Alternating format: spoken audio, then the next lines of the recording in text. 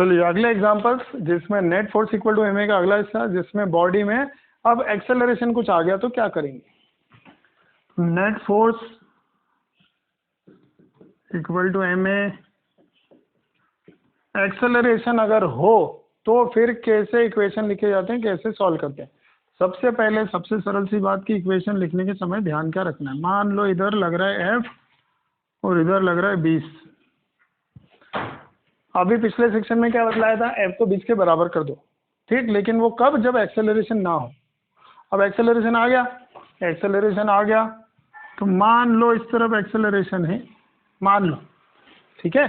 तो अब अगर इधर की तरफ जा रहा है तो इसका मतलब क्या है कि नेट फोर्स में F बड़ा है इससे, तभी तो उधर जा रहा है ना। अगर 20 बड़ा होता तो इधर आ जाता, तो F बड़ा है तो उधर जा रहा है। तो आप क्या करोगे, नेट फोर्स लिखते समय ध्यान रखोगे F में से 20 को माइनस करोगे, तो नेट फोर्स की जगह पे F माइनस 20 लिखोगे। ध्यान देना, इसी में बच्चे अटक जाते हैं बहुत सारे, तो 20 माइनस F लिखते रहते हैं, कभी कुछ भी आंसर के हिसाब से लिखते रहते हैं, वैसे मत करना।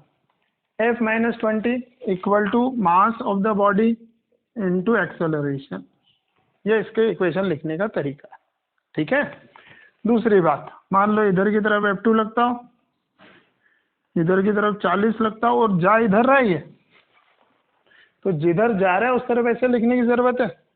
और जिधर की तरफ मूवमेंट ना हो उधर आप क्या करोगे, उधर तो पहले वाला ही तरीका कि F2 और 40 को क्या कर देंगे, बराबर कर देंगे।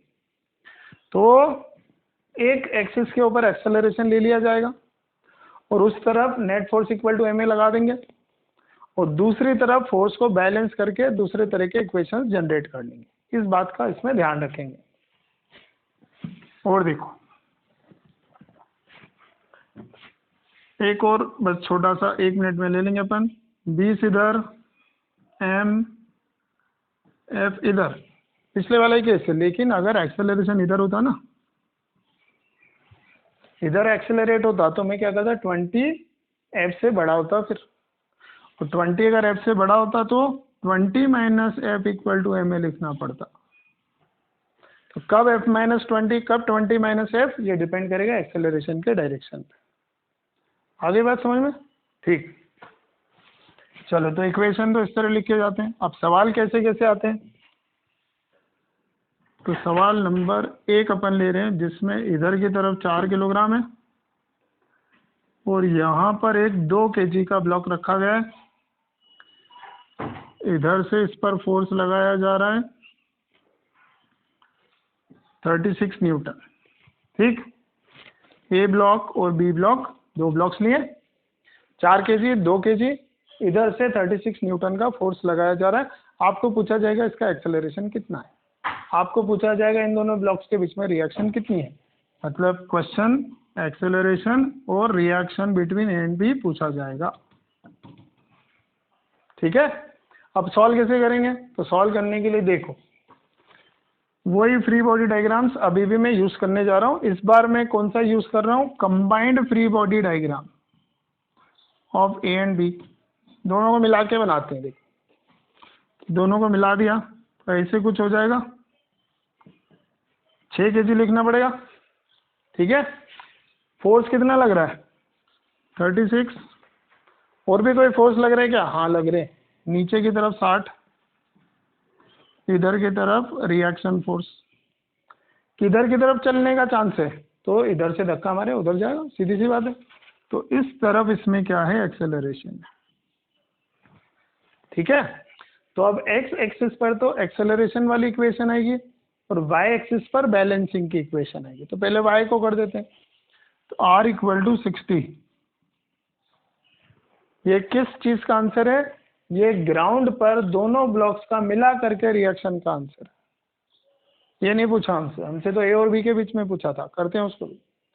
अभी हम एक्सेलरेशन निकालने के लिए इसको बनाए, तो एक्सेलरेशन के लिए 36 अकेला फोर्स है, देखो एक ही फोर्स है इस तरफ, 36 equal to mass into acceleration. Acceleration का आंसर कितना आ जाएगा,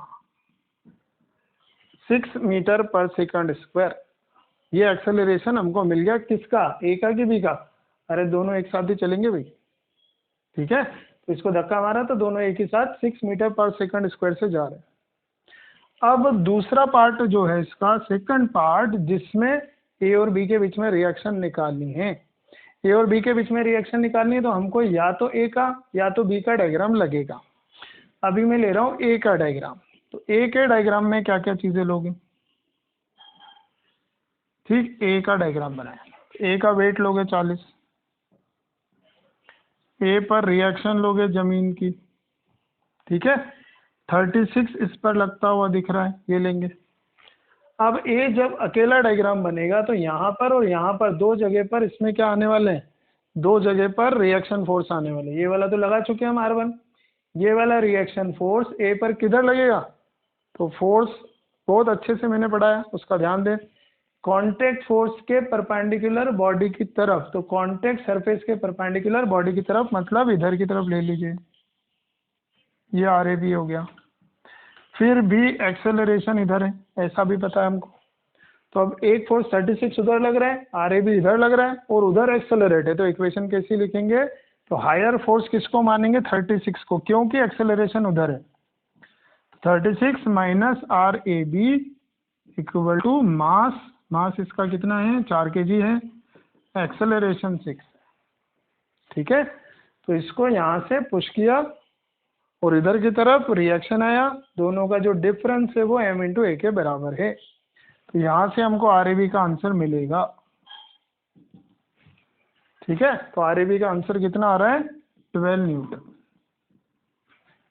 आया समझ में? क्या क्या करना होता है इसमें? कंबाइंड डायग्राम भी यूज करने होते हैं, इक्वेशंस कैसे लिखने होते हैं वो हमने इसमें सीखा है, ठीक है। तो अब अगला एग्जांपल लिया जाएगा।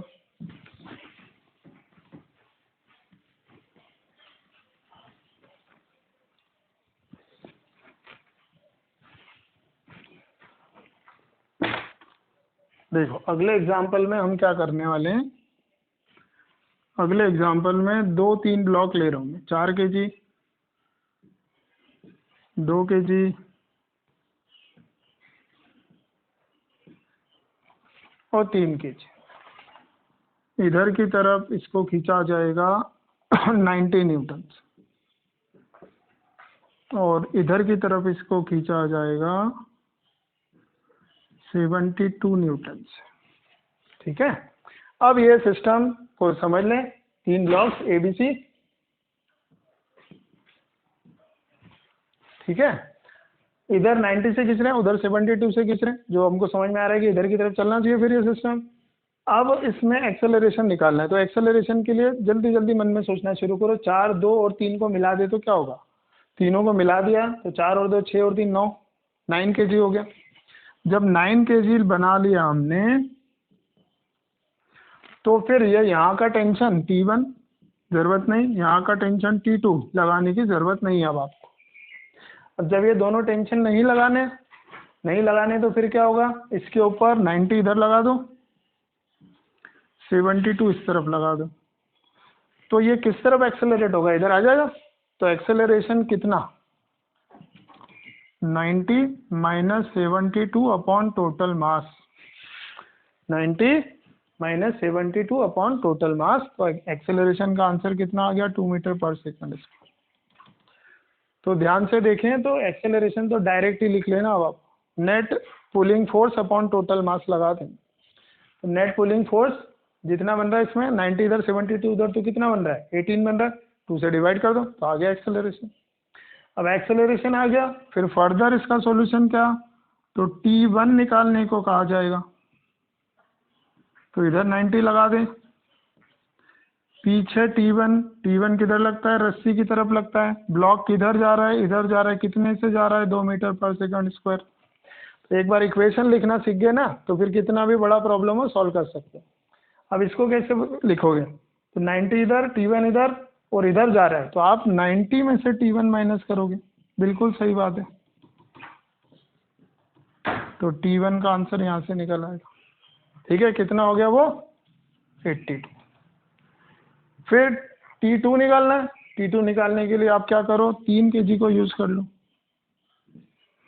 72 इस तरफ, T2 इस तरफ।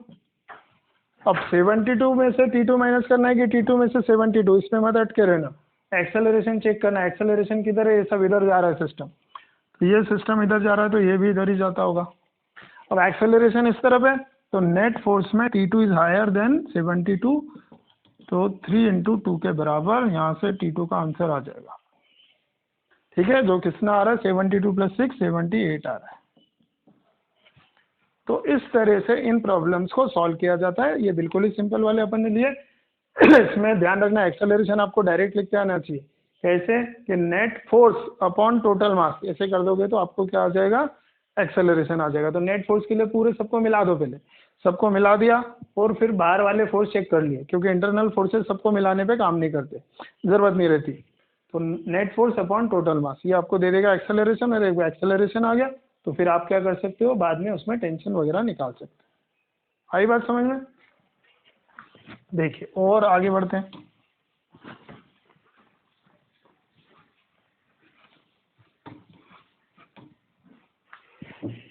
अब अगर इस तरह का कुछ डायग्राम आ जाए,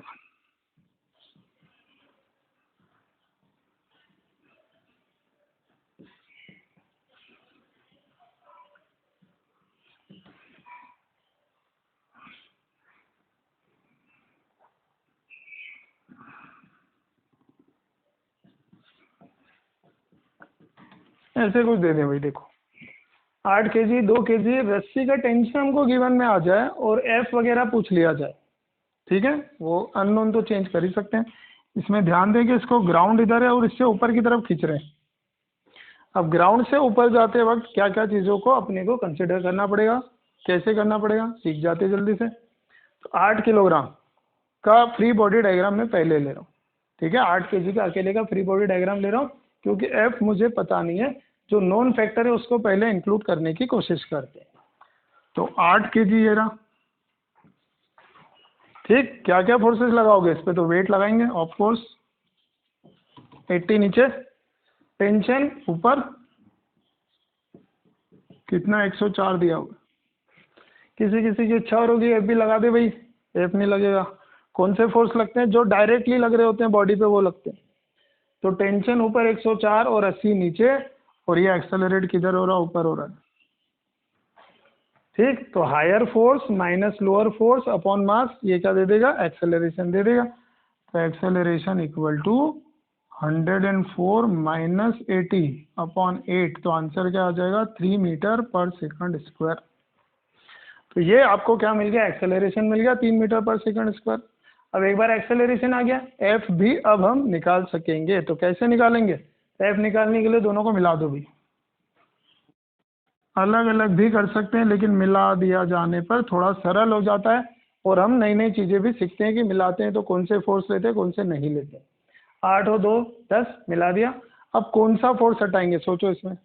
तो 8 और 2 के बीच में कौन सा फोर्स लग रहा था, वो ये रस्सी वाला टेंशन। अब इसको इस डायग्राम में लेने की जरूरत नहीं, कंबाइंड डायग्राम में इंटरनल फोर्सेस नहीं लेते। फिर टोटल वेट लेना पड़ेगा, ऑफ कोर्स लेना पड़ेगा 100, एफ लेना पड़ेगा। क्या एक्सेलरेशन है, डेफिनेटली है, कितना है 3 मीटर/सेकंड स्क्वायर।